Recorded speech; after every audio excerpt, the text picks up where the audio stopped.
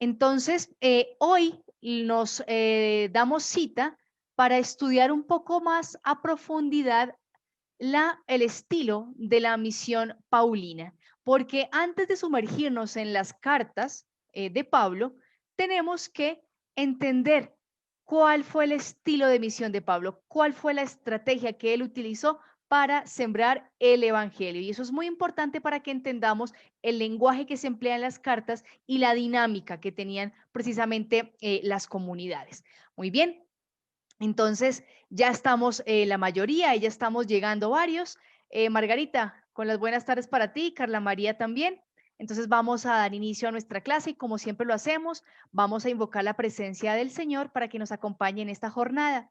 Y hoy quisiera invitarlos a que hagamos nuestra oración con el capítulo 9 del libro de la sabiduría para pedirle al Señor que nos asista con ella, con la sabiduría, con la santa sabiduría. Y de esta manera pues podamos gozarnos muchísimo más en los tesoros de la palabra. Entonces digamos todos en el nombre del Padre, del Hijo, del Espíritu Santo. Amén. Del libro de la sabiduría en el capítulo 9, versos 1 al 6. Dios de mis antepasados, Señor de misericordia, que hiciste todas las cosas con tu palabra y con tu sabiduría formaste al hombre para que dominase sobre tus criaturas, gobernase el mundo con santidad y justicia y juzgase con rectitud de espíritu. Dame la sabiduría entronizada junto a ti y no me excluyas de entre tus hijos, porque soy siervo tuyo, hijo de tu esclava, un hombre débil y de vida efímera, incapaz de comprender el derecho y las leyes, pues aunque uno sea perfecto entre los hombres, si le falta la sabiduría que viene de ti, será tenido en nada. Palabra de Dios, te alabamos, Señor. Que a la luz de esta petición que le hacemos al Señor con el escritor sagrado, de suplicarle su sabiduría, nos quedemos en esta tarde de estudio y podamos profundizar en la misión de Pablo y podamos verificar cómo podemos ser nosotros hoy mejores misioneros, mejores misioneras, para que podamos llevar el Evangelio a todo lugar donde necesita ser escuchado, sobre todo en estos tiempos donde se necesita con mayor insistencia el anuncio de la palabra de Dios para que reconforte los corazones y para que redireccione las rutas de progreso en nuestra sociedad. Gloria al Padre y al Hijo y al Espíritu Santo, como era en el principio, ahora y siempre, por los siglos de los siglos. Amén. En el nombre del Padre, del Hijo, del Espíritu Santo. Amén. Bueno, muy bien, permítanme aquí un segundo. Vamos a enviarle el link de acceso a otra compañera que desde Perú se está uniendo también. Así que, Victoria, vas a tener una compatriota en el curso. Se trata de la hermana Jenny Rocío. La hermana Jenny Rocío es dominica de la presentación y probablemente pues se puedan conocer, uno no sabe, ¿verdad? Lo lindo de ser iglesia es que todos somos familia en todas partes, entonces ya se va a unir también con nosotros hermana Jenny Rocío. Bien, hermanos, entonces, sin más preámbulo, vamos a iniciar nuestra clase de hoy. Voy a proceder a compartirles pantalla para que vean la presentación y me sigan. Recuerden que cualquier inquietud, cualquier pregunta que tengan respecto a los temas que estamos viendo, ustedes nos pueden escribir a infominutosdeamor@gmail.com y allí pueden expresar sus inquietudes, los temas que quisieran de pronto profundizar o solicitar de pronto una aclaración. Bien, entonces ahí ya estamos viendo nuestra pantalla y como les decía entonces nuestra clase, ¿cuál es? El estilo misionero de Pablo. Porque tenemos que comprender cuál fue el método que utilizó Pablo para generar todo el revuelo, toda la transformación que causó en la iglesia primitiva, realmente en el cristianismo primitivo. Entonces, vamos a tener unos elementos para recordar. ¿Listo? Entonces, vamos a recordar un poquito una serie de fechas que veíamos en nuestra clase anterior. Y vamos, muy bien, Wilson, desde Pradera Valle, bienvenido. Y Ney Gaba también, muy buenas tardes para ti. María B también se ha unido a nuestra clase. Muy bien, saluditos a todos los que se están ya uniendo. Entonces les decía que vamos a recordar un poquito de fechas para ubicarnos en el tiempo y en el espacio en el quehacer paulino. ¿Listo?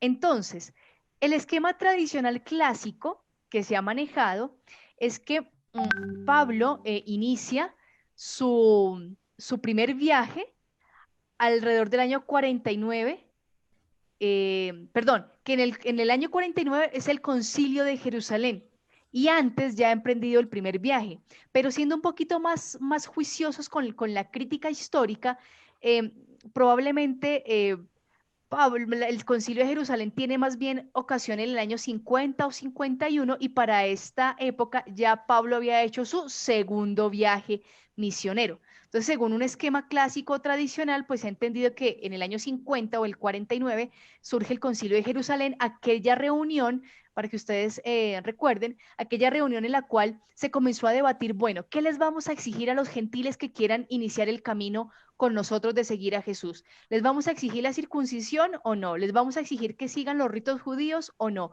¿O en qué plano de exigencia les vamos a ofrecer el Evangelio? Y finalmente se decide que se abstengan de comer carne inmolada a los ídolos y que sean pues unas personas muy correctas acorde a la fe que se enseña. Entonces ese concilio para algunos tiene lugar entre el año 49 y 50, después del primer viaje misionero, pero para otros ocurre entre el 50 y el 51, después de que ya Pablo ha hecho dos viajes misioneros. Bien, entonces para que tengamos esto en cuenta, de que en toda la década del 50 hasta llegar al año 60 es que Pablo ejerce su misión, ejerce toda esta labor de apostolado de ir de un lugar a otro por el Asia Menor, por las regiones de Siria, ¿cierto? Y algunas regiones ya de Europa, como Filipos y Tesalónica. Es en esa etapa, en esa década, del 50 al 60 aproximadamente. Algunos lo colocan un poquito más arriba, del 47. Bien, pero es para que tengamos en cuenta que ese dinamismo que expresó Pablo en la misión y que repercutió hasta nuestros días, se realizó de una manera fuerte durante 10 años. Imagínense el vigor y la pasión que tenía Pablo en esa época. Muy bien. Así que vamos a recordar que Pablo era ciudadano romano por nacimiento, porque él en dónde nació? En Tarso, ¿cierto? En Tarso de Cilicia. Y probablemente su padre o su familia era una familia adinerada, una familia bien acomodada, porque para los judíos que vivían fuera de Israel, acuérdense los judíos de la diáspora, y cuando estos territorios hacían parte o formaron parte ya del Imperio Romano, era muy difícil obtener la ciudadanía romana, tocaba pagarla. Y algunos judíos la obtenían, pero a base de comprarla. Pero ¿qué pasaba quizás en el caso de Saulo, de Pablo? Que su familia era de tanta trayectoria y de tanta influencia que no solamente había adquirido la ciudadanía romana, sino había adquirido la capacidad de heredarla. Por eso Pablo va a decir que él es ciudadano romano por nacimiento. Y Pablo sabía un oficio. Pablo era fabricante o tejedor de tienda de campañas. De esas que usaban los soldados, ¿no? Para esas expediciones que hacían, etcétera. Así que eh, Pablo sabía ejercer este oficio, pero lo hacía no desde la perspectiva del obrero, sino del jefe, porque muy probablemente Pablo iba a heredar o había ya heredado parte de ese negocio familiar. Entonces esto ya nos va dando un poquito la idea del estatus social al que pertenecía Pablo y cómo va a ser la transformación que va a recibir o que va a acontecer en él fruto del encuentro con Jesús y los seguidores, lógicamente, del Maestro. Entonces, vamos a mirar cuál es ese todo que Pablo pone a disposición de Jesús y su misión. Digamos que en nuestra mente y en nuestro corazón está aquella frase en la que dice Pablo por allá en Filipenses de que todo lo estimo, ¿cierto? Por basura, y realmente el texto griego en basura pone ese estiércol, esa es la palabra que pone, ¿no?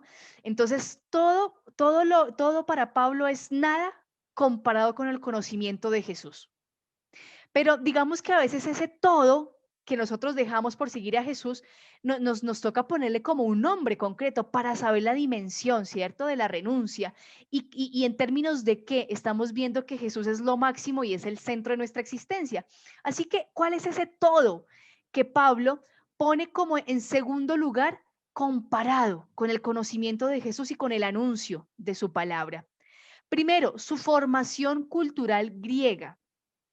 Pablo no es que abandone esos saberes, sino que los pone a la total disposición de Jesús. Es decir, todo lo que Pablo tiene, él lo pone al servicio de Cristo. Y en este sentido es que nosotros debemos entender la renuncia cristiana, el renunciar a todo lo que tengo, ¿cierto?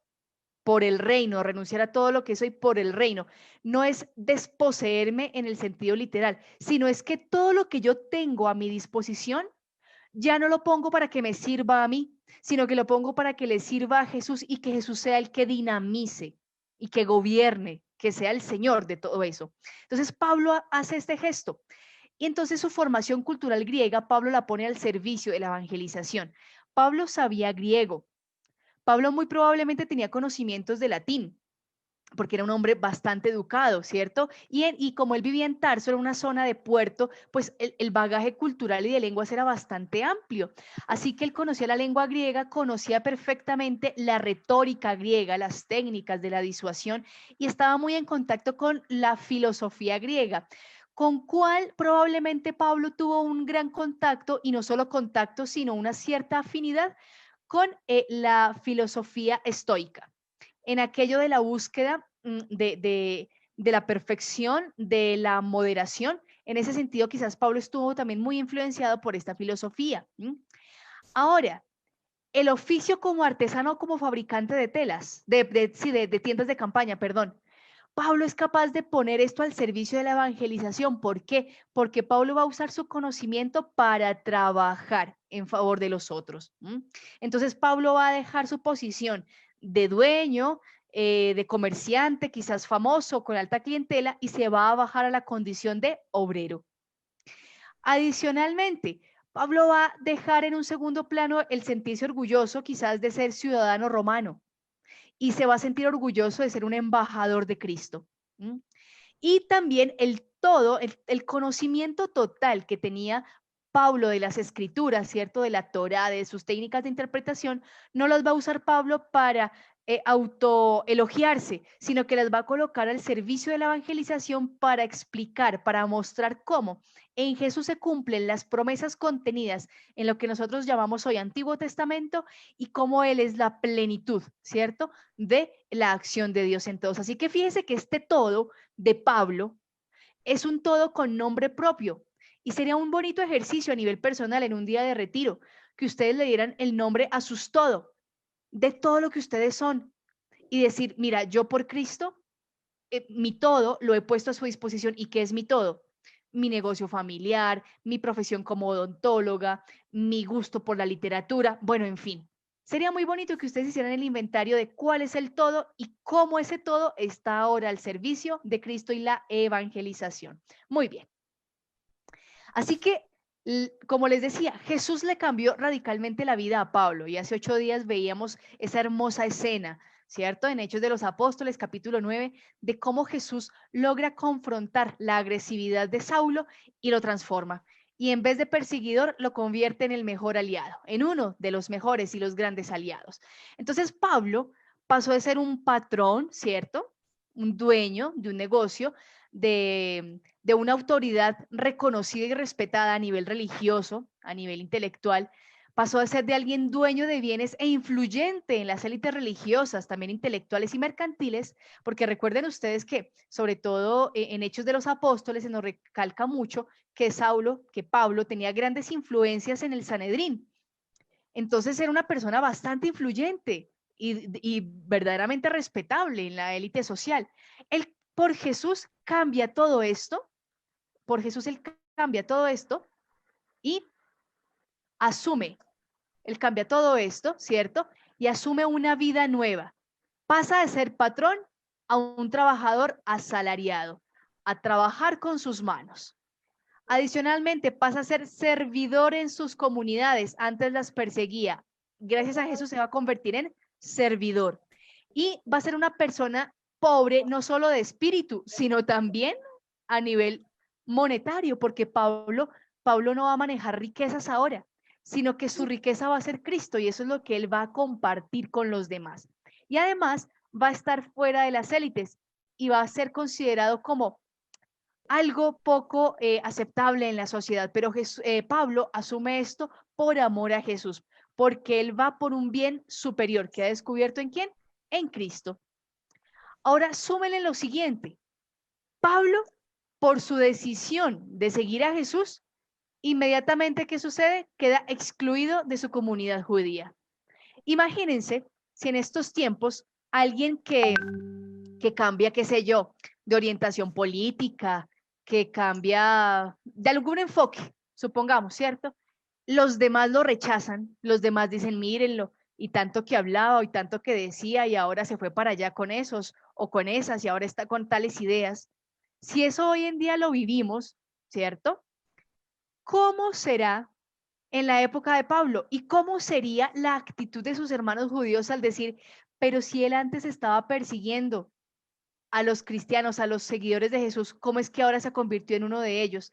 Imagínense a algunos jovencitos que veían en Pablo un gran maestro diciendo, no, y yo que quería ser como él y mire lo que hizo. Eso tuvo que haber sido una experiencia bastante fuerte en la vida de Pablo y pocas veces lo contemplamos. Y no pocas veces tuvo que haber quizás llorado Pablo al sentir la lejanía de sus amigos, la crítica, y él sintiéndose en algunos casos impotente, porque por más que le explicaba en las sinagogas a sus hermanos, miren, aquí en Jesús se cumplen las promesas, miren aquí lo que dice el libro, la Torá, miren cómo se cumple en Jesús, a pesar de que él les explicaba todo con el lujo de detalles de un buen maestro, estos hermanos no le entendían, no lo acogían. Así que debe haber sido muy duro para Pablo esto, el ser excluido de su comunidad. Adicionalmente, pues no tenía amigos y mucho menos clientes, como para decir, bueno, entonces yo me voy a sostener pues siendo como un tejedor un fabricante de tiendas de campaña, porque muchos de los clientes por su decisión de irse a favor de los seguidores del camino, de los seguidores de Jesús, comenzaron a dejarlo atrás. Así que, así que ¿cómo sobrevivir como misionero ambulante? ¿Mm? ¿Cómo sobrevivir ahora entonces, cierto? Si no están una serie de recursos y de apoyos, ¿verdad? Que antes estaban eh, a disposición. Entonces aquí es cuando Pablo comienza a generar un estilo de misión, una manera de anunciar el Evangelio bastante novedosa. ¿Qué pasa con Pablo? Pablo opta por trabajar con las propias manos. Y esto se convierte en un paradigma de evangelización grandísimo. Trabajar con las propias manos. Vamos a ver esto poquito a poquito. Resulta que el trabajar con las propias manos le exigía a Pablo un cambio a nivel personal, ¿cierto? ¿Por qué? Porque él siendo ciudadano romano era un hombre libre. Y al comenzar a buscar trabajo, esto era mal visto por la sociedad, muy mal visto. Porque ¿quiénes buscaban trabajo? ¿Quiénes eran los que buscaban un sustento? Aquellos que eran muy pobres, ¿cierto? O los que eran esclavos. Y que un hombre libre, un romano, un ciudadano romano, buscara trabajo, eso era lo más humillante en aquella época, pero humillante. Y Pablo asume esto. ¿M? Aquí en Corintios, en 1 Corintios 9:19 se expresa esto, ¿no? El hacerse esclavo por los demás. O sea, siendo un hombre libre para la sociedad, Pablo acepta asumir la condición de esclavo para servir a sus hermanos. Tal fue el impacto que Jesús causó en su vida. Así que, adicionalmente a que esto era humillante, Pablo entonces asumió, ¿cierto?, esta categoría, pues, de esclavo y asumió que fuera señalado como alguien de esa ubicación social. Pero eso le va a servir a Pablo para generar el movimiento revolucionario. ¿Qué pasa? ¿Por qué Pablo rompe o revoluciona? Resulta que en aquella época había una especie de dicho o paradigma de buena vida. ¿Cuál era la buena vida según la cultura grecorromana? vivir de los otros, es decir, que tú no tuvieras que trabajar con tus propias manos, sino que tuvieras un negocio floreciente y que otros trabajaran por ti. Eso era lo mejor y era el ideal de vida griega. Y adicionalmente, Pablo rompe no solo con este ideal pagano, digámoslo así, sino que rompe con la estrategia que algunos otros misioneros cristianos estaban empleando. ¿Cómo así? Resulta que ven algunos misioneros que a donde iban a anunciar el evangelio pedían manutención. Entonces, bueno, yo les voy a anunciar aquí, les voy a enseñar, pero ustedes me tienen que dar la alimentación o me tienen que dar la vivienda, etcétera, y tienen que responder por mis gastos aquí donde yo estoy. Y entonces Pablo con esa actitud comienza a romper paradigmas, porque Pablo comienza a trabajar con sus propias manos para no serle gravoso, diría el texto, a las comunidades. Y también habían, digamos, maestros y filósofos paganos, ¿no? De otras ciencias, digamos, maestros de retórica, maestros de filosofía, que daban sus clases a cambio de una manutención. Otros, digamos que lo hacían por una colaboración voluntaria, casi que pidiendo limosna. Pero Pablo ni elige la manutención, ¿no? Que el otro nos mantenga o me mantenga, ni tampoco elige pedir limosna, sino trabajar con sus propias manos.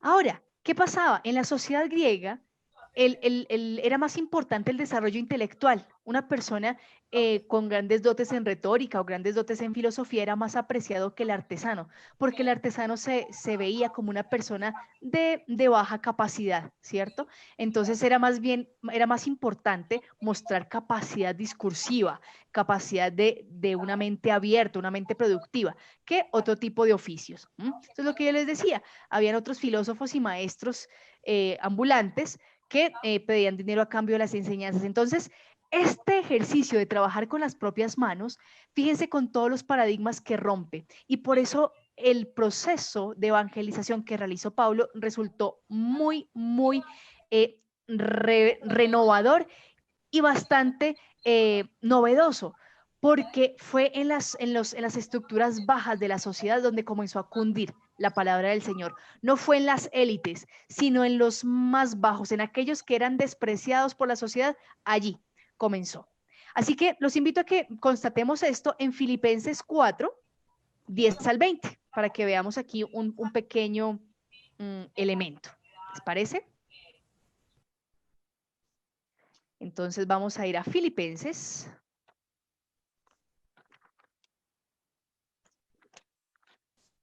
Estamos aquí ya en Filipenses 4, versículos 10 al 20. Entonces me permito leerles. Me alegré mucho en el Señor de que ya por fin hayan florecido vuestros buenos sentimientos para conmigo. Ya los teníais, solo os faltaba la ocasión de manifestaros. No lo digo movido por la necesidad, pues he aprendido a contentarme con lo que tengo. Fíjense aquí Pablo cómo le está expresando a los filipenses esta actitud del trabajar con las manos, ¿cierto? Y cómo esto ha sido una manera también de evangelizar y de ser modelo para la comunidad. Sé andar escaso y sobrado. Estoy avesado a todo y en todo, a la saciedad y al hambre, a la abundancia y a la privación. Y fíjense, verso 13 del capítulo 4, carta a los filipenses. Todo lo puedo con aquel que me da fuerzas. En todo caso, hicisteis bien en compartir mis malos momentos. Y sabéis también vosotros, filipenses, que en el comienzo de la evangelización, cuando salí de Macedonia, ninguna iglesia me abrió cuenta de gastos y entradas, sino solo vosotros. Entonces, digamos que la comunidad de los filipenses fue esa comunidad que, digamos que le proveyó ciertos elementos y ciertos apoyos a Pablo para que continuara con su misión. Pero fíjense que fue un acto más de iniciativa de la comunidad que una exigencia como tal de Pablo. Dice que incluso estando yo en Tesalónica, enviasteis por 2 veces medios para atender a mi necesidad. No es que yo ande buscando dádivas, solo trato de que aumenten los intereses en vuestra cuenta. Tengo cuanto necesito y me sobra. Estoy al completo después de haber recibido de Epafrodito lo que me habéis enviado, suave aroma, sacrificio que Dios acepta con agrado. Mi Dios proveerá todas vuestras necesidades con magnificencia, conforme a su riqueza en Cristo Jesús. al Dios y Padre nuestro, la gloria por los siglos de los siglos. Amén. Entonces, fíjense, en este fragmento que les leí yo de Filipenses 4, 10, 20, nos expresa cómo, o nos confirma más bien, esta actitud de Pablo, de trabajar con las propias manos y las repercusiones que esto tuvo para que su ministerio fuera más que creíble, penetrable en aquellas élites, en aquellos sectores de la sociedad donde era más necesario. Así que vamos a continuar mirando qué otros elementos de renovación, de innovación, pues está generando Pablo en su evangelio. Entonces, ¿a quién le llegó el evangelio por boca de Pablo con este estilo de predicación? Miren aquí estos circulitos.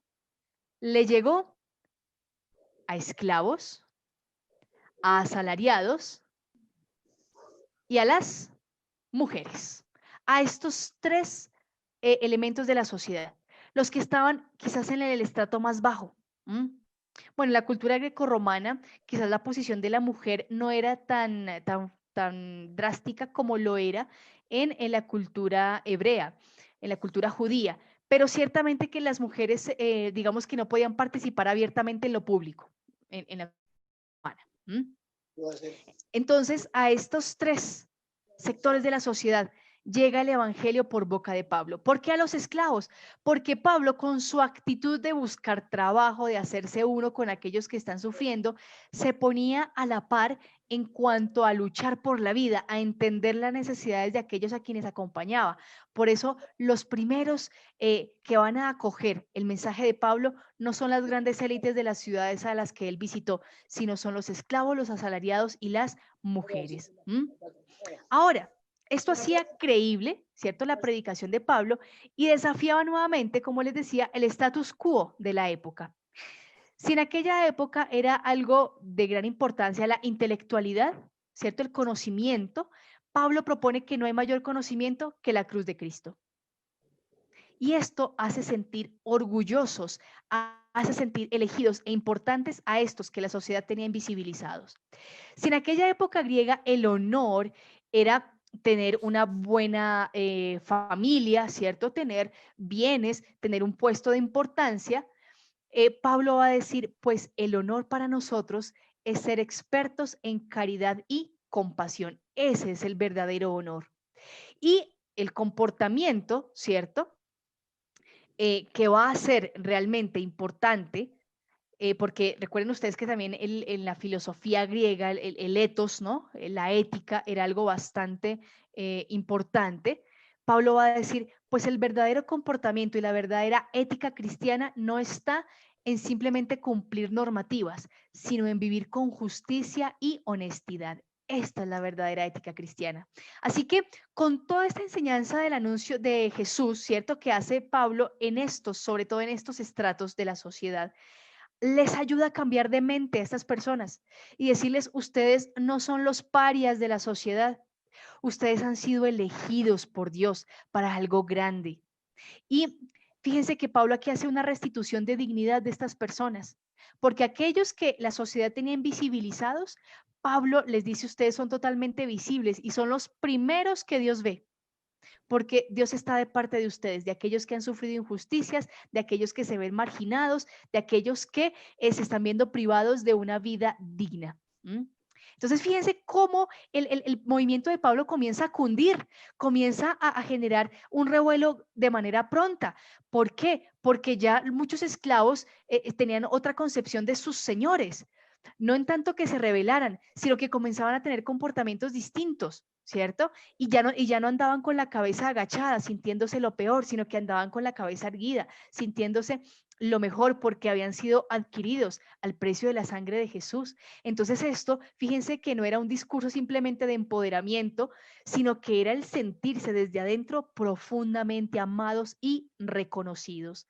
¿Y esto lo hizo Pablo por arte de magia? No, por todo ese proceso de conversión y de saber dejar el todo al servicio de Jesús.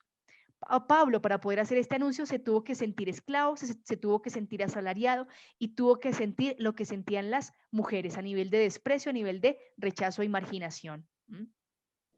Entonces, el texto de Hechos 18, versos 1-3 y Hechos 19, versos 8-9, nos va a decir que Pablo efectivamente se ganaba la vida trabajando como fabricante de tiendas y como maestro en una escuela de un tal Tirano. Si quieren, vayamos a Hechos 19, del 8 al 9, para que verifiquemos esto.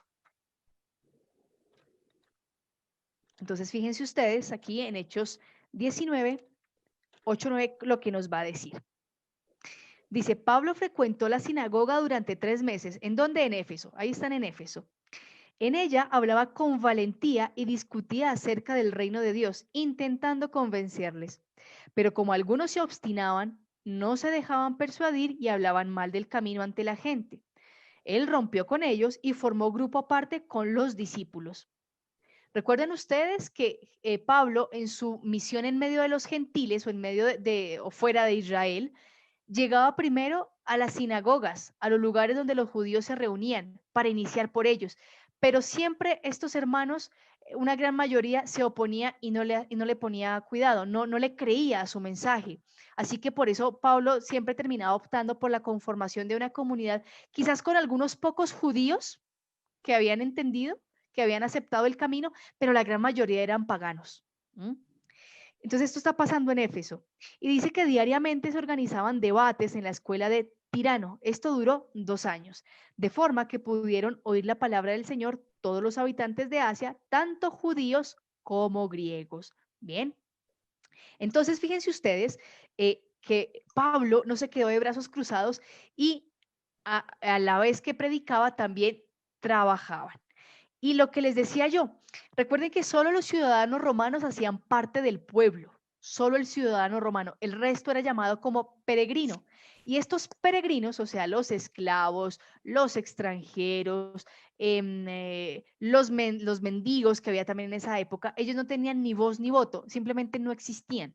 Y si existían era a nivel laboral, ¿cierto? En donde los grandes terratenientes se aprovechaban de ellos para, pues, aumentar sus riquezas. Entonces, Pablo a todos estos hermanos, mediante su ejercicio evangelizador y el trabajo con sus manos, les daba un camino de empoderamiento integrador, pero desde Jesús.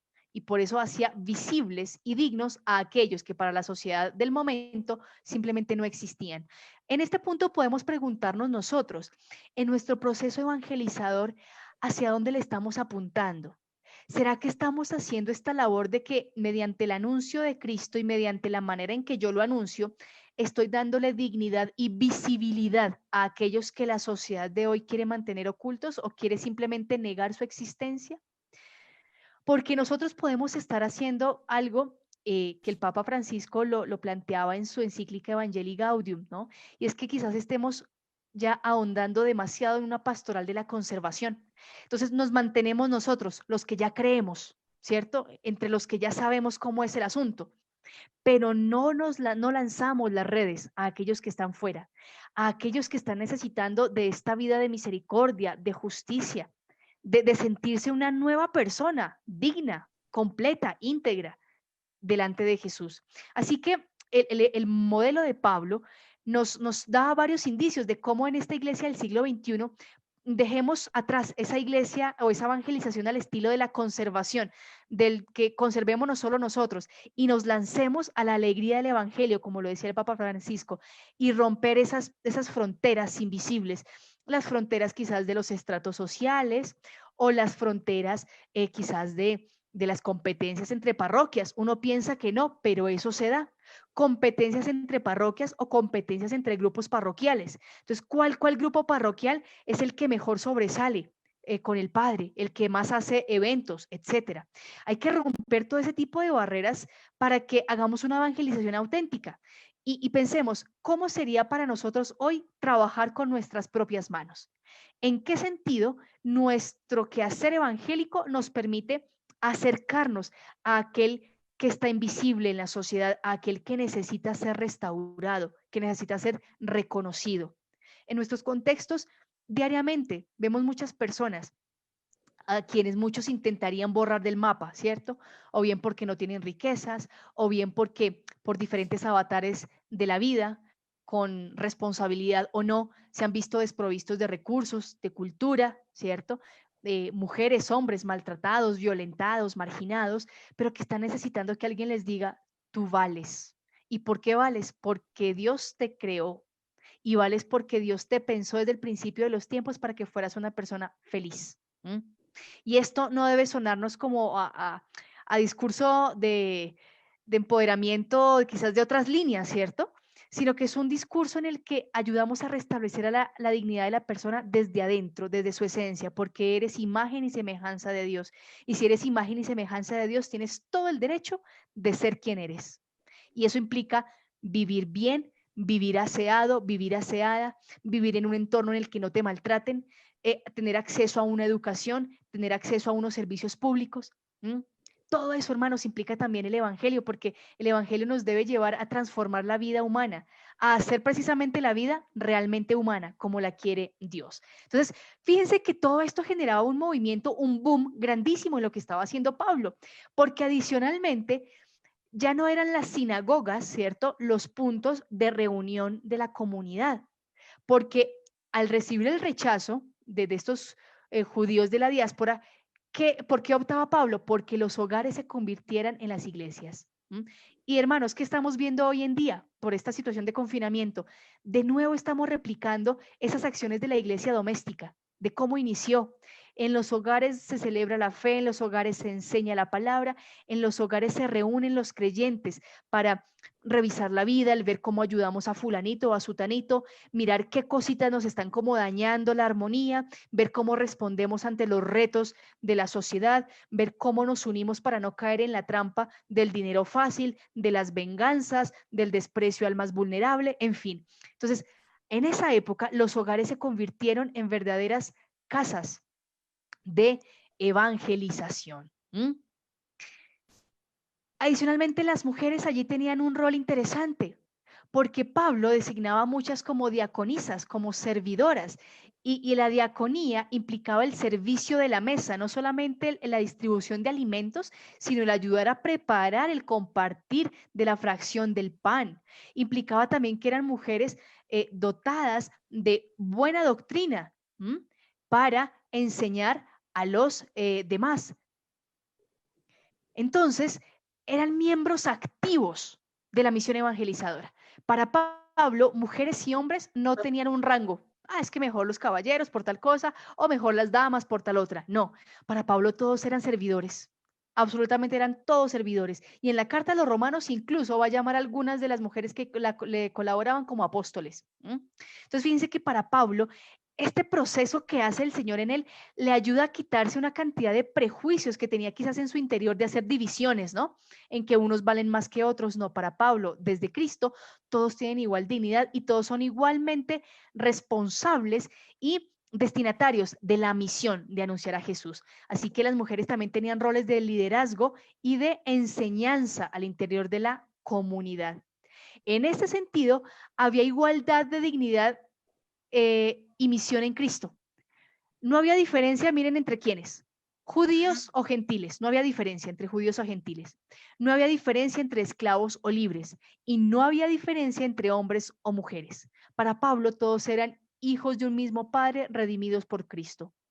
Si saludaba a Paula y si saludaba a Claudio, para él no era una división, sino que Paula y Claudio eran criaturas nuevas en Cristo Jesús.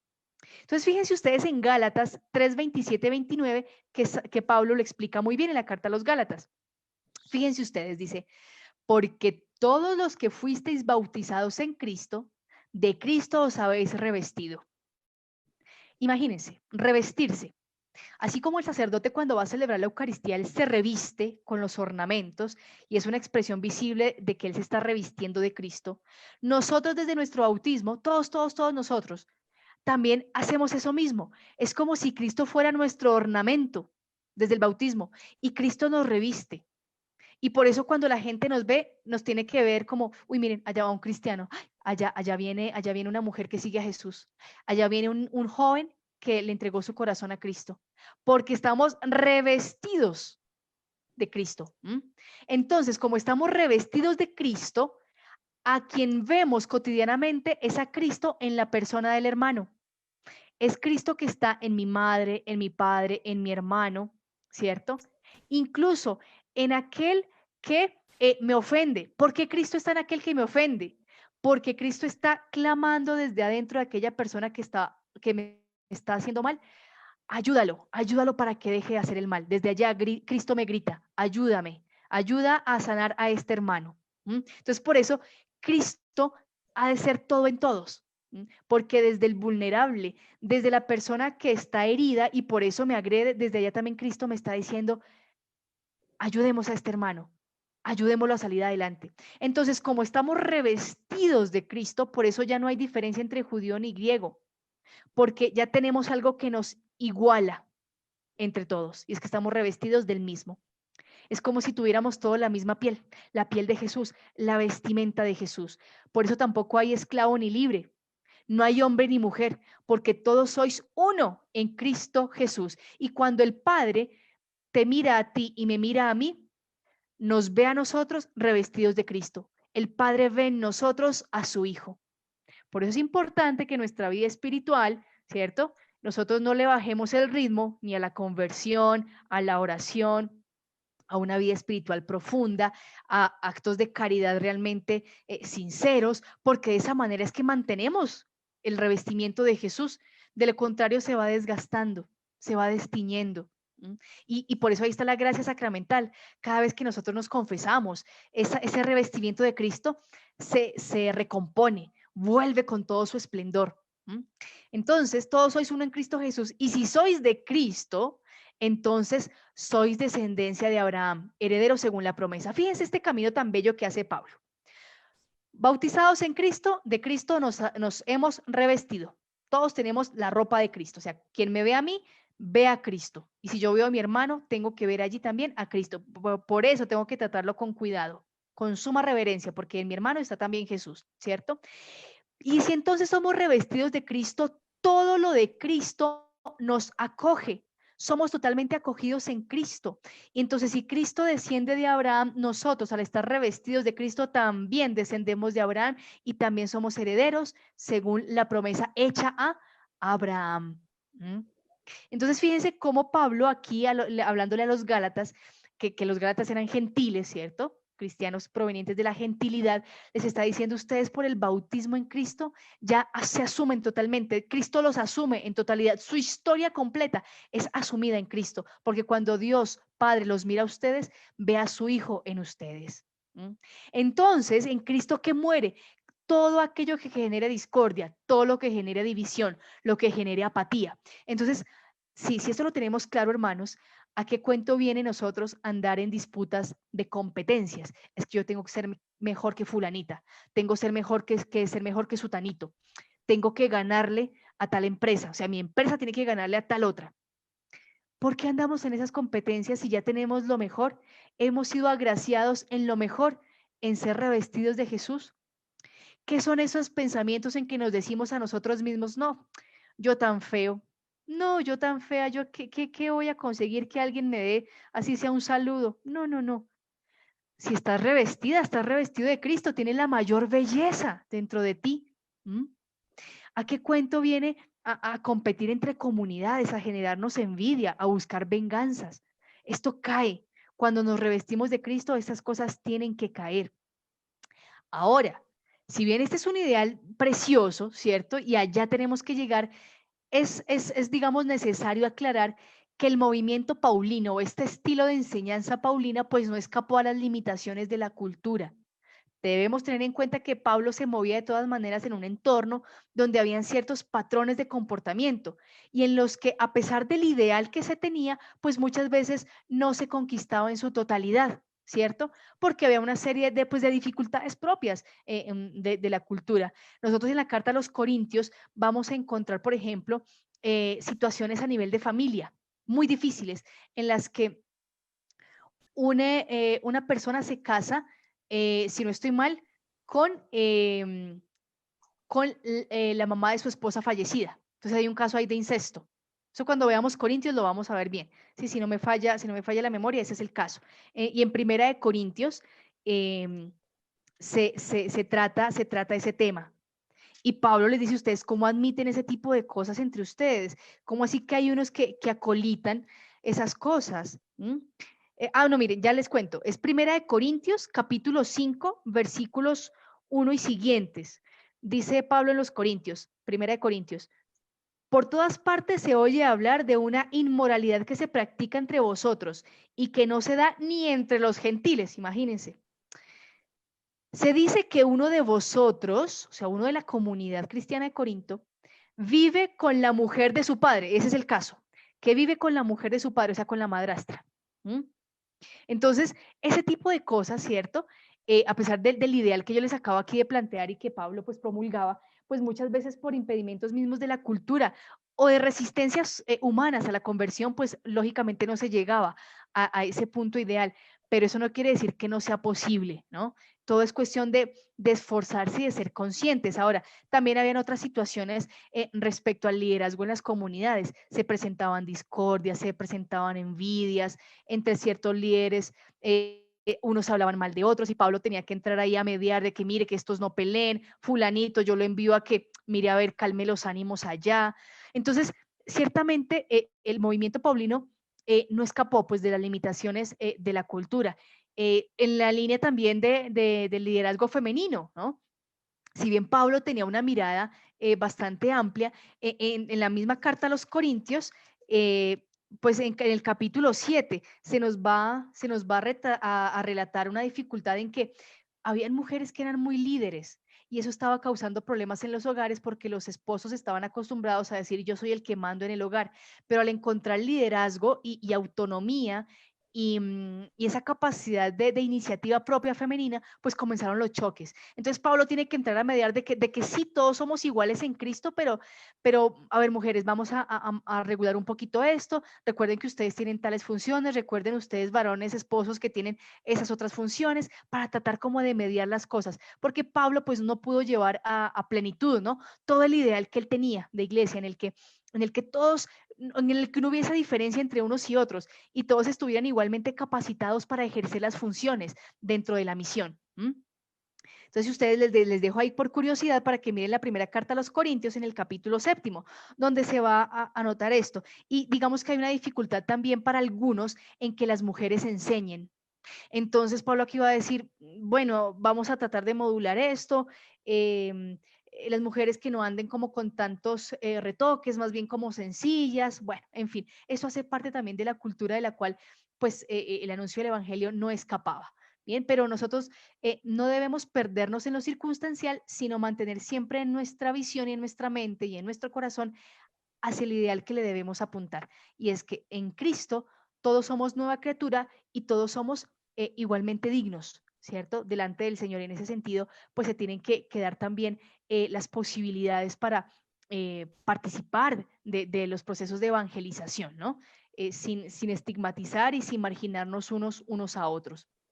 Bien, entonces, con este revuelo que ya vimos que causa Pablo en su estilo de misión, ¿cierto? Que va primero por las clases más bajas, por aquellos sectores de la sociedad que eran más vulnerables y que de allí Pablo comienza a generar toda una revolución, porque fíjense lo siguiente, ¿quiénes eran más numerosos? Pues precisamente esas clases sociales bajas. La minoría, pues eran los terratenientes, eran los poderosos, y la gran mayoría eran estas personas que estaban viendo en el Evangelio un camino de liberación personal. Entonces esto estaba aturdiendo en gran medida el orden en el imperio, porque cómo así que ahora la compasión, cómo así que ahora los esclavos están teniendo otro tipo de mentalidades, que se están sintiendo libres a pesar de que tienen su amo, cómo así, ¿no? Y cómo así que hay esclavos cuya vida es tan correcta y tan atractiva que están haciendo que sus amos se conviertan al cristianismo. ¡Wow! ¿Mm? Entonces, esto estaba causando un revuelo tremendo, pero fíjense por qué causaba revuelo y por qué causaba tanta conversión, porque se introyectaba en la vida de las personas. El mensaje que se les daba a las personas llenaba de sentido lo que estaban viviendo. Entonces no era simplemente bueno, si tienen hambre, Dios los consolará de alguna manera. No, era generemos estrategias en el que trabajemos unos por otros para que todos tengamos el alimento.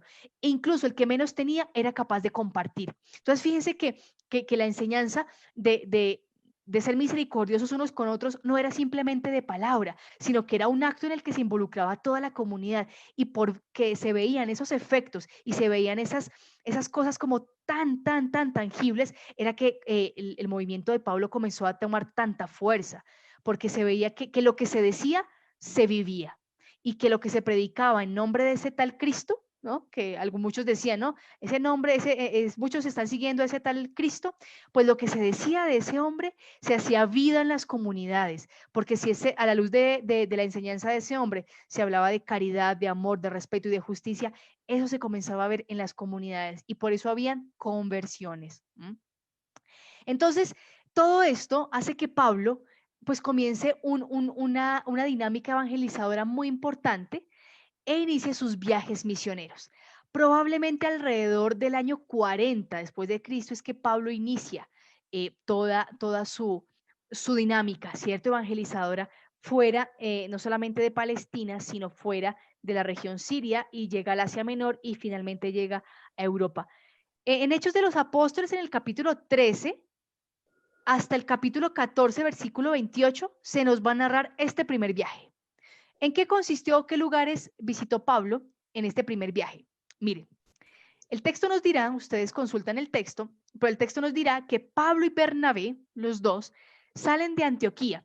Y salen de Antioquía no por iniciativa propia, sino por un momento de oración de la comunidad. Vamos a ver rápidamente Hechos 13:1, para que ustedes vean esto y vean también la importancia de que el evangelio se vive en comunidad y en comunidad debemos luchar para que todos los miembros puedan ser lo que son, es decir, que todos sus miembros puedan desarrollar el talento, la vocación para el cual Dios los llamó, no reteniendo los talentos, no ocultándolos o ignorándolos, sino haciéndolos florecer. El papel de la comunidad es muy importante y cuando uno encuentra comunidades en las que los proyectos de todos son importantes y en las que, a pesar de que quizás no sea mi fuerte lo que tú propones, pero yo te apoyo, cuando uno encuentra comunidades de ese estilo, es muy bello anunciar el evangelio, porque todos están comprometidos en Cristo con la vida de todos.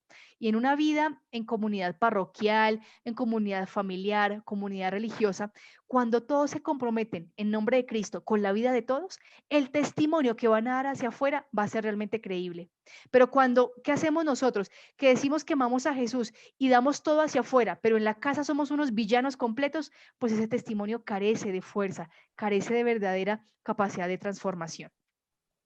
Entonces, bueno, vamos a Hechos 13, ¿cierto? Hechos 13, versículo 1 y siguientes, dice, en la iglesia establecida en Antioquía, ¿por qué en Antioquía? Porque recuerden que Pablo, después de todo el proceso de conversión que tiene, pasó un tiempo en Tarso, ¿cierto? Luego se fue a Arabia, luego regresó por acá, fue a Jerusalén y de ahí se fue luego para Antioquía, ¿cierto? Y la comunidad de Antioquía es la que realmente forma a Pablo como cristiano.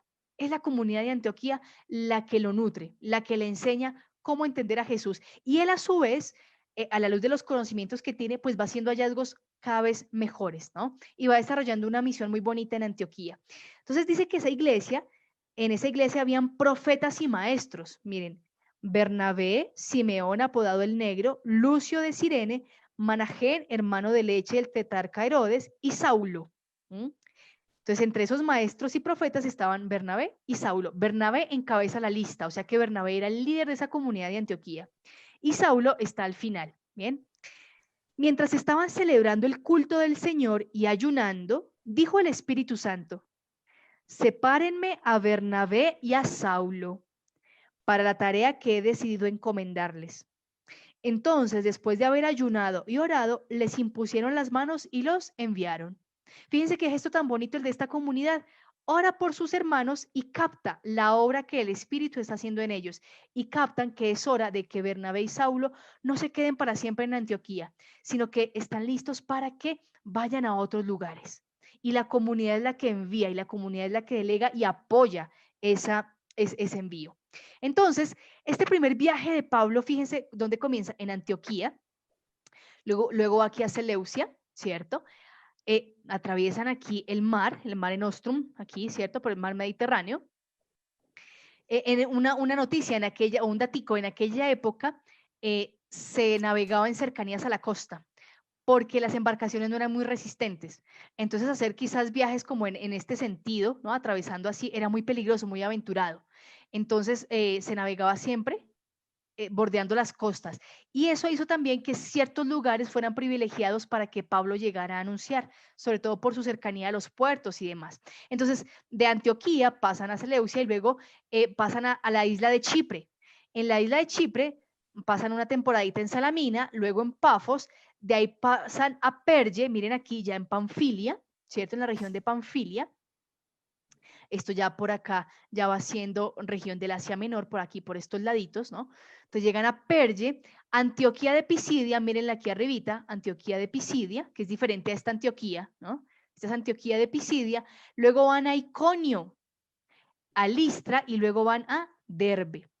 Aquí en Iconio hay una experiencia bastante interesante porque confunden a Bernabé y a Pablo con Zeus y con Hermes. Entonces es un pasaje bastante chistoso. Miento, perdón, en Listra donde ocurre eso, donde en Listra, aquí, después de Iconio, Listra, es donde pasa este hecho curioso, gracioso, en el que confunden a Pablo y Bernabé con Zeus y con Hermes. Entonces a Bernabé dicen que él es Zeus y Pablo dicen que es Hermes y son los dioses, ¿no? Que han bajado a la tierra y les hacen una cantidad de fiesta y jolgorio y etcétera. Entonces, después de que ellos hacen toda esta misión, pues retornan nuevamente a Antioquía. Y cuando llegan a Antioquía es cuando se da la controversia de qué hacemos con la evangelización, porque ya en Jerusalén habían llegado noticias de lo que estaba haciendo Pablo por estos lados y estaban diciendo, ¿cómo así? Que están anunciando el evangelio a los gentiles y de aquí de Jerusalén estaban muchas preguntas y qué les estarán exigiendo, les habrán hablado de la circuncisión, si estarán haciendo puros, si tal cosa, si tal otra. Entonces, después de este primer viaje, entonces es que Saulo, según Hechos de los Apóstoles, necesita y va con Bernabé a Jerusalén para explicar lo que está haciendo con los gentiles. Y en ese momento también Pedro va a explicar lo que ha acontecido en casa de Cornelio, porque recuerden ustedes que Pedro es enviado por el Espíritu a la casa de un centurión romano, ¿sí? Cornelio, para que le anuncie la palabra. Y Pedro tiene una visión en la que el Señor le dice, no llames impuro lo que yo he declarado puro. Entonces Pedro va a decir, miren, yo mismo he visto cómo los gentiles se han convertido, entonces pues no le hagamos, digamos que, contrapeso a la labor de Pablo. Y es cuando llegan al acuerdo que les dije, en el que pues les vamos a exigir que no coman carne inmolada a los ídolos y que se abstengan de cualquier impureza, etcétera. Entonces, ese es el primer viaje que hace Pablo, alrededor del año 40 después de Cristo, ¿vale? El segundo viaje. ¿Cuál es el segundo viaje de Pablo? Fíjense que este ya recorre una área muchísimo más grande, muchísimo más grande. Entonces, este segundo viaje de Pablo está descrito en los capítulos 15 al 19 de Hechos de los Apóstoles. Ese segundo viaje inicia probablemente en el año 47, algunos dicen el 49, hasta el año 51. Y es en esta franja de tiempo en la cual Pablo va a escribir la carta a los tesalonicenses, probablemente alrededor del año 50. Y con la carta a los tesalonicenses surge no solo la primera carta paulina, sino el primer escrito del Nuevo Testamento, ¿vale? En el año, alrededor del año 50, surge esta carta. Entonces, recuerden un momentico la cronología que les presenté al inicio de la clase, ¿no?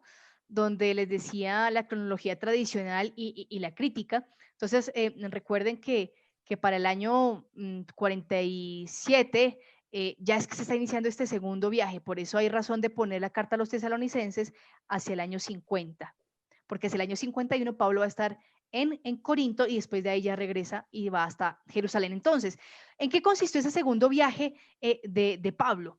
Él sale de Antioquía, ¿cierto? Y atraviesa por las grandes vías romanas que ya había en la zona, porque esto también facilitó la dispersión del cristianismo. Habían unas vías muy importantes, unas calzadas ya establecidas que Roma, ¿no?, había construido, y habían unas muchísimo más antiguas que permitían el tránsito entre distintas localidades.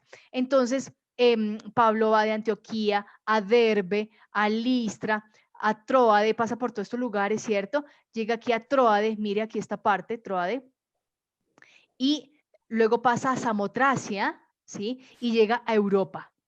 Llega a Neápolis, Filipos, Anfípolis, Apolonia, Tesalónica, ¿cierto?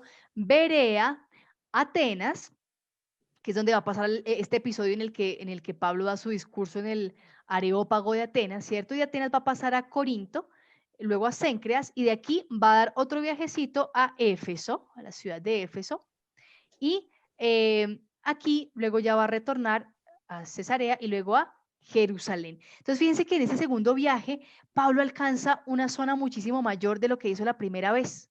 Aquí Pablo ya tiene un equipo conformado.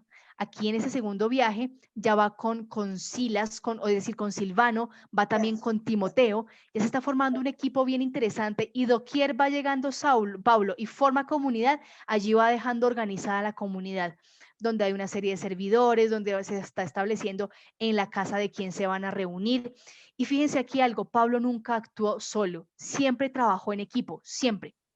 Y si bien la presencia de Pablo lo convertía, digamos, en la autoridad del momento, ¿cierto? En este movimiento especial, esto no querría decir que Pablo asumiera todas las responsabilidades y funciones él solo, sino que él aprendió a delegar.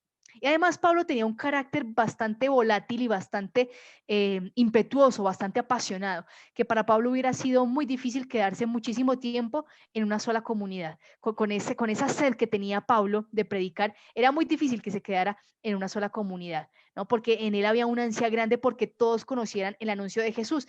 ¿Cuál es la razón de ello? Que para Pablo la venida de Jesús era inminente, por eso había que moverse rapidísimo con todo ese trabajo misionero. Entonces después llega el tercer viaje, ¿cierto?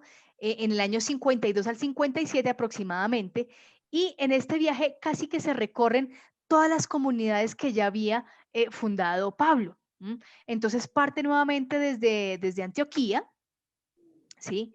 Y eh, va de Antioquía, cruza toda la parte de Asia Menor, ¿cierto? Llega aquí a Éfeso, a Tróades, Mileto, mira aquí Tróades, Mileto, pasa aquí también por Rodas, ¿sí? ¿Se acuerdan el Coloso de Rodas?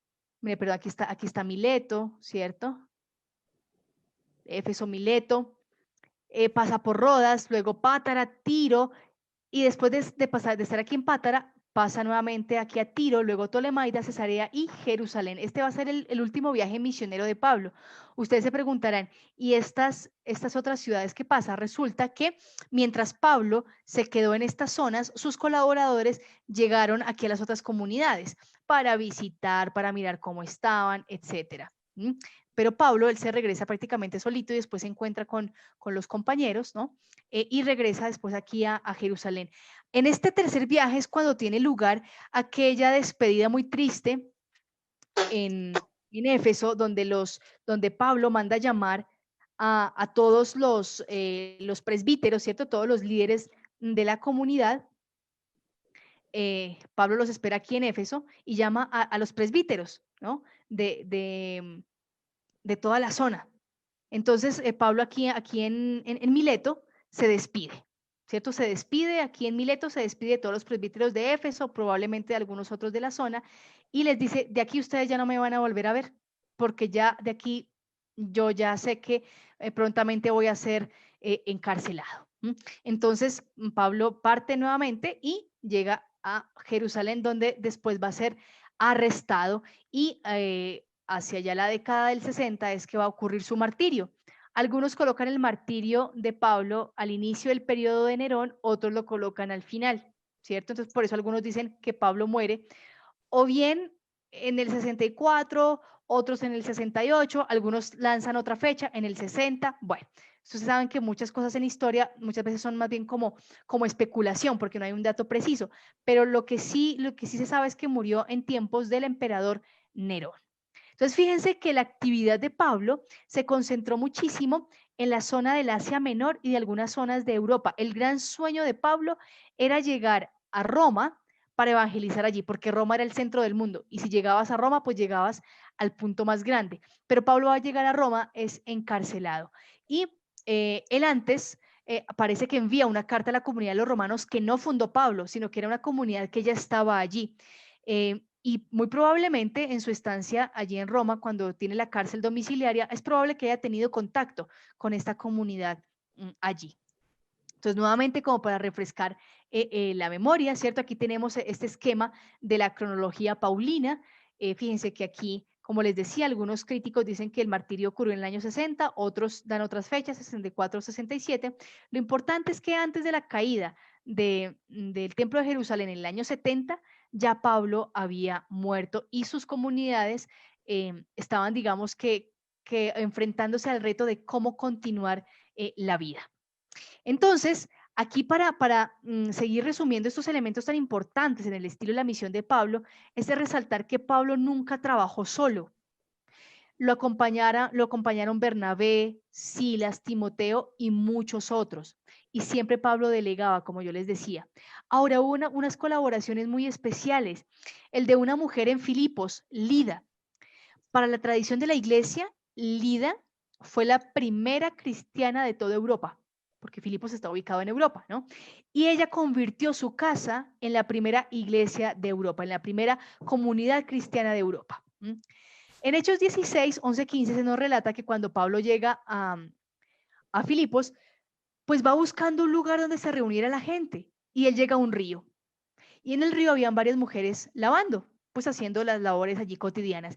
Y Pablo comienza a predicar y Lida lo escuchaba con atención. Muy probablemente Lida era una de estas mujeres de la gentilidad, pero temerosas de Dios, es decir, que simpatizaban con la fe judía. Y gracias a esto, pues podía participar de ciertas reuniones en la sinagoga, podía conocer también las escrituras y todo esto, ¿no? Podía escuchar la proclamación de las escrituras y todo esto. Entonces, Lida por eso escucha con atención a Pablo y ella prácticamente dice el texto que los obliga a quedarse en su casa. Y luego la casa de Lida va a ser como la casa de los misioneros. Los que van transitando del movimiento de Pablo van buscando la casa de Lida como la casa del descanso, la casa donde se recuperan las fuerzas. Y Lida no era una mujer rica, aunque el texto dice que Lida, digamos que trabajaba en la industria de las telas, ¿no? De la púrpura, no quiere decir que ella fuera una empleada, una dueña de un gran comercio, sino que era una mujer que simplemente trabajaba como artesana y vendía su trabajo. Así que fíjense nuevamente, es en el corazón del pobre que se sabe confiado en Dios, de donde resulta más riqueza. Esta mujer, desde su sencillez, le compartió a Pablo, le compartió a los misioneros y esa casa se convirtió en el centro de acogida para todos los misioneros del área. Fíjense qué belleza. Hay otra colaboración especial en medio de todo lo que hizo Pablo y es el ejemplo de Priscila y Áquila en Corinto, que era un matrimonio.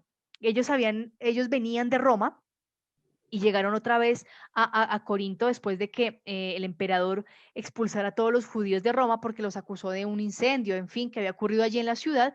Y entonces Priscila y Aquila se asocian a Pablo en su trabajo y además como ellos también eran tejedores, eran fabricantes de tiendas de campaña, pues digamos que acogen a Pablo y comienzan a trabajar juntos. Y este matrimonio fue muy bello porque no solamente ayudó a Pablo en toda su labor misionera en Corinto, sino que ayudó a formar a otros predicadores. Me refiero concretamente al caso de Apolo, que Apolo era un cristiano formado allá en Egipto, fíjense hasta dónde ya había llegado el mensaje del Señor, probablemente de Alejandría, y Apolo llegó a predicar a Corinto y en su predicación él hablaba de una manera muy vehemente, ¿cierto?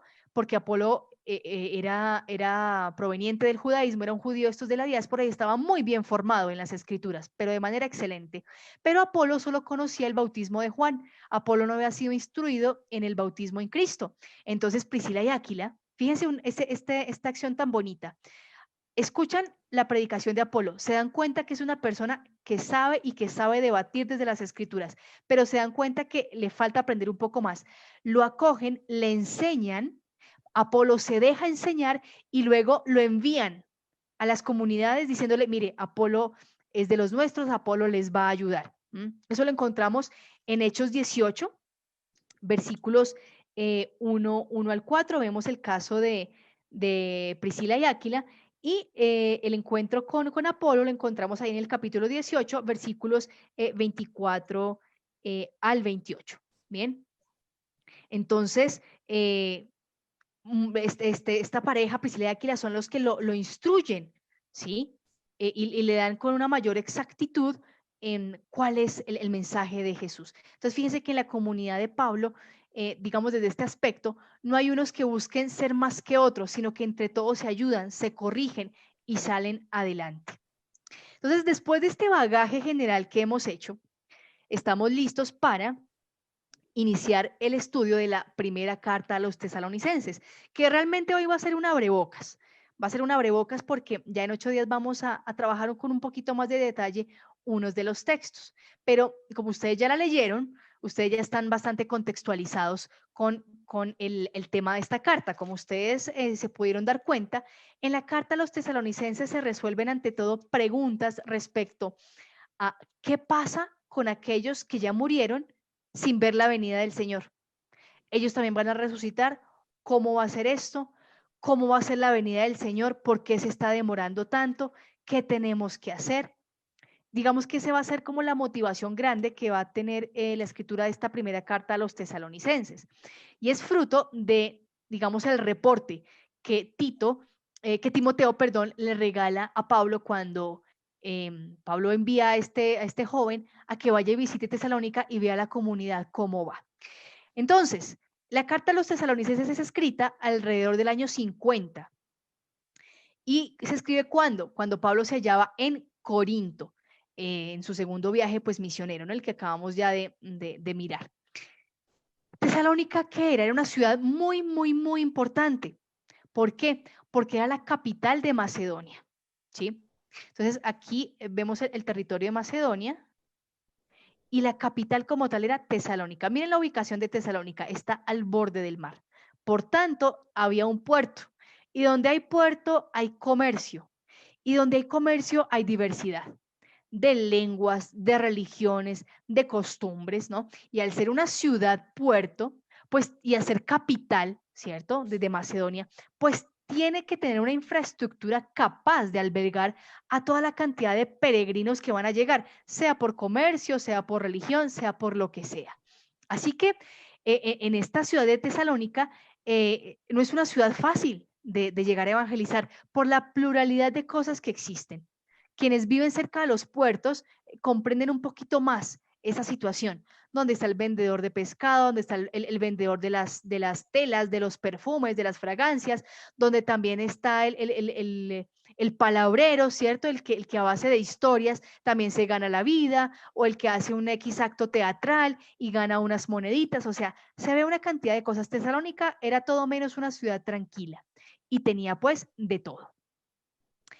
Ahora, una cuestión desde un poquito la crítica literaria. ¿Cuántas cartas fueron dirigidas a los tesalonicenses? Según un jesuita muy estudioso del área paulina, Hugo Vani, y como tal pues también del Nuevo Testamento, va a decir, mira, parece que no fueron 2 cartas escritas a los tesalonicenses, sino que en realidad fueron 4. ¿Por qué? Él dice, con un examen muy acucioso de la primera carta a los tesalonicenses, en los fragmentos del capítulo 1, versos 2 al 10, y el capítulo 2, 13, eso parece como si fueran 2 comienzos, 2 introducciones, 2 preámbulos. Y cuando ustedes examinan en Primera Tesalonicenses 3, 11, 14 y 5, 23, 28, eso parecen 2 conclusiones. Entonces, muy probablemente, va a decir Hugo Bani, la actual primera carta a los tesalonicenses son realmente 2 cartas en un mismo escrito, probablemente, ¿no? Entonces, los estudios de los expertos han dicho, mira, esto aquí parece como un añadido posterior, este pedacito como que parece de otro lado, y pareciera que de la carta a los tesalonicenses, la que tenemos hoy en día, realmente en su versión original o inicial eran 2 cartas que se unieron en una sola. Ahora, dice Hugo Bani, mira, en Primera Tesalonicenses y en Segunda Tesalonicenses existen en ambas cartas 2 fragmentos que hacen parte de otras 2 cartas que escribió Pablo, que esas quizás se perdieron, esas otras 2 cartas. Entonces, esto quiere decir que probablemente fueron 4 cartas las que escribió Pablo a la comunidad de Tesalónica. Recuerden ustedes que en aquella época, ¿cierto? No estaba el email, no estaba la posibilidad de guardar una copia después del envío, no, sino que se enviaban las cartas y muchas veces estas cartas se compartían con otras comunidades y se compartían no dándole el original al otro, no, sino que se transcribía la carta que se había recibido y se mandaba a otro lado y así sucesivamente. Entonces habían copias de copias de copias y muchas veces algunas copias se perdían, otras se dañaban porque les cayó agua, porque pasó algo, etcétera, y era necesario volver a recomponerlas, ¿cierto? Entonces, quizás en todo este proceso, las que eran dos cartas terminaron siendo una carta, que es la carta a los tesalonicenses. Pero digamos que dentro de este proceso de la crítica literaria, se entiende que esta primera carta a los tesalonicenses, aunque probablemente en sus antepasados, digámoslo así, haya tenido su origen en dos cartas, esas dos cartas fueron escritas por Pablo. ¿Listo? Entonces, como les digo aquí a ustedes abajito, ¿por qué surgen esas cuestiones de que probablemente hay añadidos, hay adiciones? Porque son textos que son copias de copias de copias. Lo que tenemos nosotros en nuestra Biblia, como la primera carta a los tesalonicenses, no es la traducción del texto original. Nosotros no tenemos ninguna versión original del texto bíblico, es decir, la primera edición o la primera versión de la carta a los tesalonicenses o del Evangelio de Mateo, la primera edición, la primera que salió, no. Lo que nosotros tenemos y nos ha llegado son copias de copias de copias. Y los estudios que han hecho los expertos a lo largo de muchos años ha sido tratar de mirar entre esas copias y esas versiones y las variantes allí, las adiciones acá, mirar cuáles son más antiguas, cuáles son quizás más recientes. Al hacer todo un estudio de eso, nos han dicho probablemente cómo era el texto en su versión original. Pero nosotros en los museos, por ejemplo, en el Museo Británico o en otros museos donde se conservan manuscritos bíblicos, esos manuscritos no son originales en cuanto a que no son los primeros que fueron escritos, sino que son copias de copias de copias. ¿Bien? ¿Qué pasaba entonces después de hacer como este paneíto por la crítica literaria? Porque es bueno también que conozcamos un poquito acerca de la historia, ¿no? De la redacción o de la transmisión de los textos. Retornemos nuevamente a la comunidad o al lugar más bien de Tesalónica. ¿Cómo era esta sociedad? Entonces, esta sociedad, como era una sociedad portuaria y era evidentemente la capital de Macedonia, pues no era cualquier ciudad. Era una ciudad donde abundaba la riqueza. Entonces, habían varios latifundistas y habían constructores, evidentemente, para tener regios lugares para acoger a los visitantes, ¿cierto? Habían dueños de hospederías, lógicamente, de pensiones, de saunas, lógicamente también, y qué pesar, ¿no? Prostíbulos también habían gimnasios, habían lugares de entretenimiento, teatros, todo esto. Así que habían muchos oficios en esa línea, en la línea de la arquitectura, del embellecimiento y del entretenimiento en la ciudad. Lógicamente también en el área productiva, o sea, grandes extensiones de tierra para cosechar y todo esto. Habían también algunos pescadores y agricultores, pero estos pescadores y agricultores estaban al servicio de los grandes dueños, ¿cierto? Entonces realmente lo que trabajaban estos pescadores y agricultores era para conseguir como el diario, para vivir al día. Y no lograban pues generar grandes ahorros porque el mismo sistema se los impedía, porque había que pagar una serie de impuestos, había que pagar una serie de cosas. Entonces, digamos que el secreto en aquella sociedad era mantener a estos personajes que trabajaban en estas áreas siempre ahí, porque eso beneficiaba a los que estaban, digamos, en la punta de la pirámide. Y también, pues, habían muchos esclavos y vagabundos en aquel lugar, ¿no? Victoria, me preguntas, ¿qué es latifundistas? Los dueños de grandes extensiones de tierra. ¿Qué hacía un latifundista?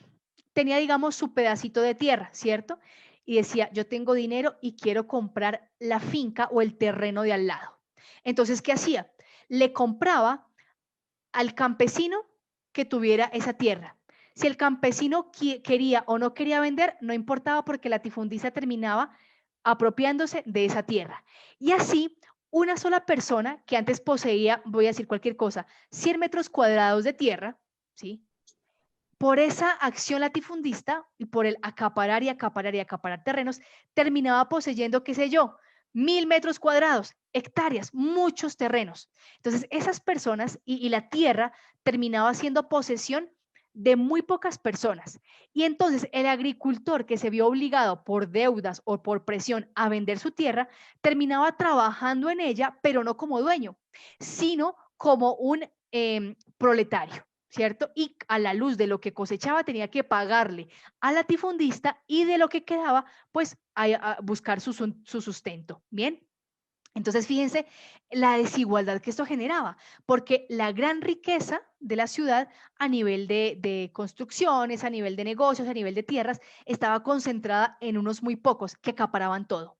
Entonces, esto hacía casi que imposible que un pescador soñara con algún día tener su propia flota pesquera o que un agricultor soñara con tener una extensión más grande de tierra, porque los grandes latifundistas ya se habían apropiado de muchas cosas. Bien. Entonces, con mucho gusto, Victoria. Entonces, fíjense la desigualdad que había en esa sociedad. ¿M?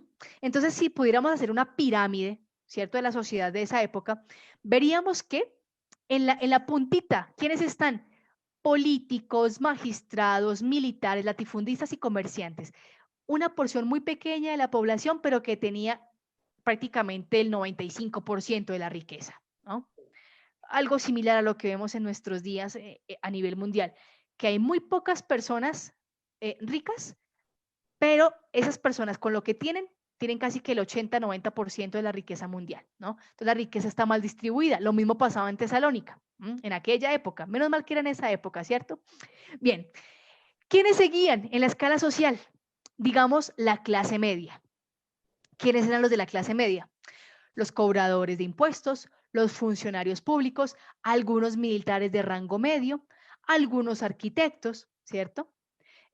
Pero aquí todavía habían personas que como que dirigían. Estas personas de acá y estas de acá, o sea, como quien dice, primera y segunda clase, estos no trabajaban nunca con sus propias manos. Siempre tenían a otros que trabajaran por ellos. Ellos daban las órdenes y a la luz de lo que trabajaban los otros, ellos se enriquecían. Estas dos estratos, digamos que la clase alta y la clase media. ¿Por qué? Acuérdense lo que les dije cuando les hablaba de cómo Pablo había roto los paradigmas, ¿no? Porque Pablo, siendo un hombre libre, se había puesto a trabajar. Y entonces esto chocaba con el ideal grecorromano de la época, no trabajar con sus manos. Había un dicho por ahí de un filósofo que se me escapa ahorita el nombre, que decía que, que, qué pesar aquella persona, aquel hombre libre que le tocaba buscar trabajo, que eso era una desdicha muy grande, porque el ideal era que yo produjera riqueza con mis posesiones, pero donde otros tuvieran que mancharse las manos, que trabajarla, y yo no. Entonces, ¿cuál era la gran clase oprimida y que estaba sosteniendo la pirámide? Los trabajadores. ¿Quiénes? Los cargueros en el puerto, algunos pequeños pescadores, los auxiliares de la pesca, los agricultores a sueldo, los que le ayudaban a los agricultores, esclavos y mendigos. Ahora, si bien en la primera y segunda clase o clase alta y clase media, ¿cierto? Había desigualdad, ¿cierto? Y había despotismo y habían cosas negativas, pues también habían personas que trataban de tener un estilo de vida distinto, quizás solidario. Y lo mismo pasaba aquí en esta base. Así como habían personas oprimidas que querían un futuro mejor para todos y buscar el bien común, pues también habían personas que jugaban a lo mismo que jugaban las clases 1 y 2 o la clase alta y media a nivel de corrupción y entre los mismos se maltrataban. ¿M? Entonces, ¿qué hace cuando llega el Evangelio? Se genera un mensaje bastante atractivo en esta clase, porque les plantean un camino de salida, un camino de proyección, un camino de humanidad distintísimo a lo que aquí y aquí les ofrecen. Porque lo que les ofrecían la clase alta y media era, pues sé feliz con lo que te tocó vivir, pues si te tocó nacer pobre, pues te tocó, ¿cierto? Entonces trata de ser feliz con ello, ocupa tu lugar. Pero ¿qué pasa con el mensaje de Pablo? Aquí no es ocupa tu lugar, no es un ocupa tu lugar desde lo miserable, desde lo bajo, sino que Pablo le dice, ocupa tu lugar desde tu condición de hijo de Dios. Y por eso levanta la cara, porque aunque sigas siendo esclavo, tu destino es más grande que eso. Aunque en este momento estés mendigando, tu destino no es eso. Tú estás aspirando a cosas más grandes y tu llamado es a hacer algo más grande y más grande que pertenecer a la clase media o a la clase alta. Entonces Pablo les estaba dando ocasiones de soñar a estas personas, les estaba brindando una esperanza nueva, un por qué levantarse cada día. Porque cuando tú estás sometido en opresión, a ti se te acaba la capacidad de soñar. Porque el tirano de turno se encarga de decirte que no vale la pena, que no lo vas a lograr y que es tu destino quedarte allí. Eso es lo que hace el tirano, el opresor, a todo nivel. Incluso, y perdón que me salga aquí del tema, en las relaciones afectivas y laborales también se presta eso. El que es tirano y el que es tóxico y el que succiona la energía vital del otro maneja esos discursos. Tú te mereces esa estancia, algo debiste haber hecho para que estés allá, no tienes derecho a progresar, ¿cómo lo vas a lograr? Mira que no tienes los medios, tú jamás llegarás a un estatus de tal manera, ¿no? Y entonces se le va cortando las alas y la posibilidad de soñar a estas personas hasta que terminan, perdóname la expresión tan coloquial, comiéndose el cuento de que no valen, de que no pueden. Entonces Pablo lo que hace con su predicación y con los demás compañeros de misión es sacudir la mente de estas personas y decirles, ustedes tienen razones de esperanza y tienen razones para levantar su cabeza, pero su destino o su misión no está en llegar a ser clase media o clase alta, no, está en ser hijos de Dios. Y eso ya lo tienen, no tienen que comprarlo como una ciudadanía romana, no, porque ustedes ya son hijos de Dios. ¿Por virtud de quién? De Cristo. Y entonces, como ya son hijos de Dios y no tienen que comprar nada, ¿qué nos queda por hacer? Dejar que fluya esa gracia. ¿Y cómo hago que fluya? Viviendo la caridad, viviendo la fe, viviendo la esperanza, viviendo la justicia, viviendo la verdad. Imagínense.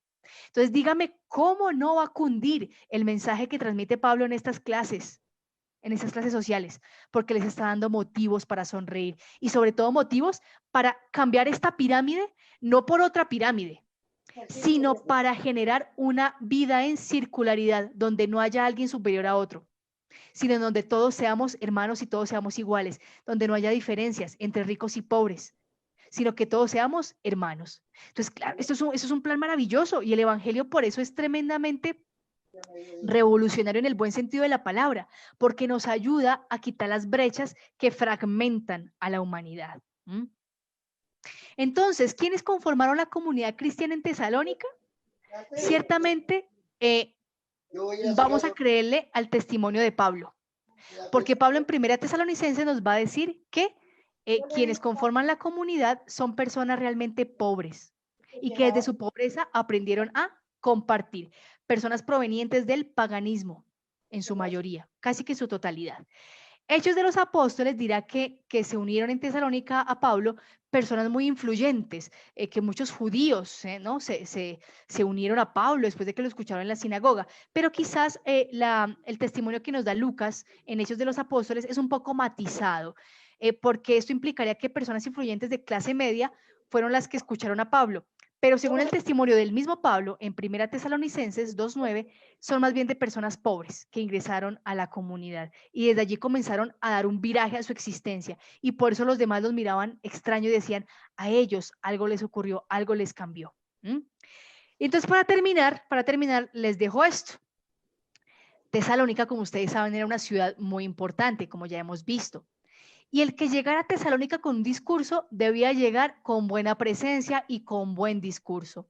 Entonces, había muchos maestros y filósofos de la época, ¿cierto? Que llegaban muy bien presentados, así como este joven, ¿cierto? Bien bañadito, con una buena ropita, ¿cierto? Y con un discurso muy elaborado para hablarles a las personas para que creyeran en ellos. Entonces los filósofos y predicadores paganos en Tesalónica así se presentaban. Pero ¿cómo se presentaron Pablo y los demás? Ustedes no me lo van a creer, pero se presentaron como este joven, así. Sucios, terribles. ¿Por qué? ¿Por qué se presentaban así? Porque ellos acababan de llegar, ¿se acuerdan del viaje que estaban haciendo? Ellos acababan de llegar de Filipos y de Atenas, donde les había ido terrible, donde los apalearon, donde los castigaron, donde los golpearon. Así que Pablo, Silas y Timoteo no estaban presentados de la mejor manera. ¿Mm? Y eso lo encontramos en el capítulo 17. En el capítulo 17 dice que mm, o sea, la gente se alborotó en Tesalónica, ¿cierto? Con aquellos que pues se pusieron a decir, mire, que están con un mensaje como muy renovador, muy revolucionario y la gente se nos está como saliendo de control, hay que castigar a estos hombres, ¿no? Entonces, en el capítulo 17, versos 1 al 9, se nos narra esa dificultad. ¿Mm? Entonces, allá castigan a Pablo, los apalean, los golpean y Pablo, golpeado, ultrajado, con la ropa quizás ajada, es que hace la predicación del Evangelio. Entonces, quizás eso indirectamente jugó a su favor, porque era un predicador que no intentaba convencer con la exterioridad, sino que él tuvo que explicar y sus compañeros tuvieron que explicar cuál fue la razón de por qué se dejaron golpear por lo que estaban predicando, cuál era la razón por la cual valía la pena hacerse cristianos y asumir incluso esas heridas y sus ultrajes. Y esto generó mayor credibilidad y mayor adhesión de estas clases populares, que en un día quizás normal de mercado, entre tantos que hablaban, vieron a 3 o 4 hombres magullados, mal vestidos, quizás igual que ellos, igual que los esclavos de Tesalónica, igual que los vagabundos de allí, y eso los atrajo. Y al escucharlos dijeron, estos tienen razón, porque a través de sus heridas nos hablan de la coherencia de lo que están transmitiendo. Queridos hermanos, vamos a dejar hasta aquí y ya dentro de 8 días vamos a profundizar en otros aspectos de la carta a los tesalonicenses, ¿vale? Que el Señor los bendiga, que el Señor los guarde. Espero que hayamos aprendido muchísimo en esta clase y pues nos veremos Dios mediante dentro de 8 días para seguir aprendiendo muchísimo más del Corpus Paulino. Entonces, sigamos profundizando, lean Le quizás pague, cositas. profesora Juliana. Con mucho gusto, Antonio. Gracias a ti por estar aquí siempre atento, siempre puntual. Sigan leyendo cositas de la carta a los tesalonicenses. Léanse Hechos de los Apóstoles, capítulo 17, para que entendamos una serie de cositas y vuelvan a darle una repasadita a la carta desde esto que hemos visto y que hemos escuchado hoy. Entonces, un abrazo grande, que el Señor los guarde y los proteja y recuerden decirle a más personas que quieran integrarse a la escuela que se unan a nosotros a las 4 de la tarde. Un abrazo para todos, que el Señor los bendiga.